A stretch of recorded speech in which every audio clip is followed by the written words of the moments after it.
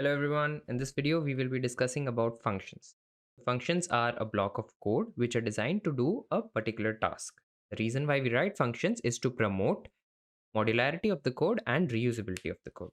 So let's see what those two terms mean. Here I have written a sample program wherein it checks if a given year is a leap year or not.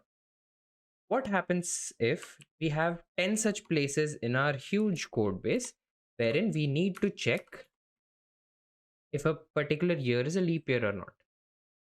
So although we could copy paste the same amount of code n number of times and make it work, let's say our initial logic itself was wrong. Maybe again, so what if I forgot to mention 1 0 over here and the same mistake was carried forward to each of these versions which I had copy pasted? How can I how it doesn't really make sense to go to 10 such different places for the same change, right? Also, it makes the code way more lengthier than it needs to be. What we could do is we could extract this piece of code, make it into a function such that wherever I need to check if a given year is a leap year or not, I could simply make a function call. This makes our code more modular in nature so that any changes I need to make, I only need to make into that one function, and the same function can be called in different places, making sure that our functionality is achieved. And in the similar manner, the reusability of code is also implemented, wherein we don't actually need to write the same amount of code again and again. We just make a function call which serves a purpose.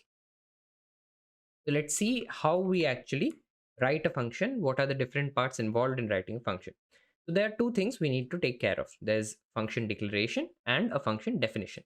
So as the name suggests, in function declaration, we just make the compiler aware of what the function is.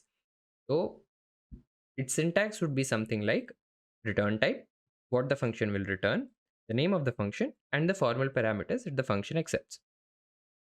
For example, I have a function here called bool is leap year, which returns a boolean data type, and it takes an integer as its formal input, formal parameter.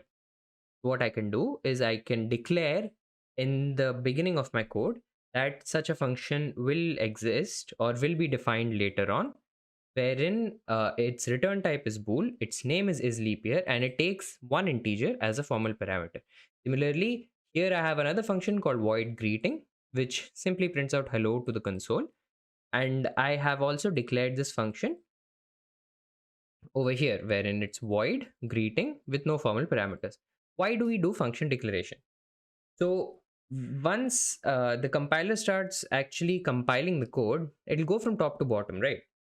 So if a case happens wherein, in this case here, the function check if leap year actually makes a call to is leap year function, which is defined before it.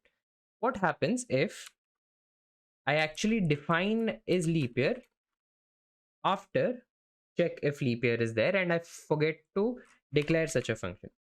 What will happen is that when the compiler is compiling this function, it will come and it will see that there is a function called made to is leap year, and which has not been defined or declared anytime before this function, and so it'll raise an error. So in order to avoid such situations, if we are writing any such functions, we would ideally want to declare them or make sure that any functions which are called within a function are actually defined before that said function. So in this case, even if I'm not declaring is leap year, as long as it is being defined before it is being called, it'll be all right. Next, let's come to function definition. A function definition is where you actually define the function, what it does. You write what the logic behind or logic within that function is. So in my case, is leap year takes in an integer named year, and then I perform the following tasks, following decisions, and then I return the respective values. So in this way, you can declare a function, and also similarly, you will define a function.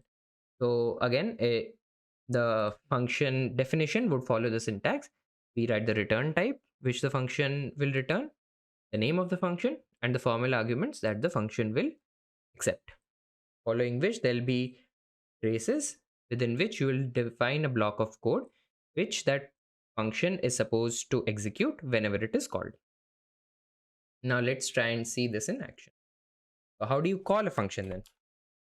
A function is called using its name. So in this case, greeting would be a function. And if it has no parameters to take, you don't send any parameters while calling the function. But if, for example, here is leap year is taking an integer as an input. Similarly, check if leap year is also taking an integer as an input. So these functions will require you to give the appropriate actual arguments for the formal parameters. So I would ideally call check if leap year is here.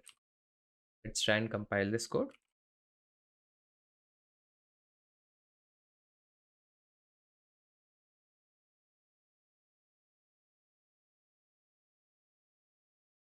There you go. So also notice that void, since the function over here returns a void data type, we needn't actually specify a return data type. But here a bool data type is specified as its return. So we need to make sure that whatever happens in this code, we are actually returning a boolean data type. What happens if you don't return a boolean data type is that it'll raise an error that a boolean data type is supposed to be returned by this function, but it is not doing so. Always make sure that if you are returning something in the function, I mean, if you have defined or declared in the function header that there is a data type to be returned, make sure that you are actually returning that data type in all cases. So this was all about functions. Thank you.